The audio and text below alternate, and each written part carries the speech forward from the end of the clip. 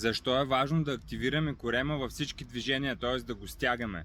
В клека, в нападите, в румънската. Често хората в румънската въобще не си стягат корема, поне така съм забелязал. На скрипеца, дори когато работиме, дори за бицепсово сгъване е нужно да активираме корема. Първо място, предпазвате гръбнака си от контузии, създавате вътрешно коремно налягане, което стабилизира кръста и риска от контузии в пъти по-малко.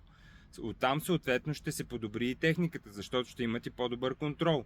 А когато ги имаме тези двете на лице, ще може да прогресирате и силово, ще може да постепенно да прогресирате силово във времето и да не усещате толкова много упражнението, примерно като румънска тяга в кръста.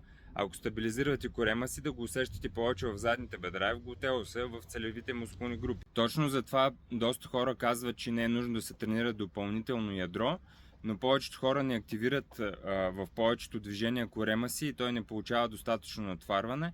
А и по принцип, ако се замислиме, примерно, когато се набираш бицепса участва, но го тренираме допълнително, според мен по същия начин е с корема.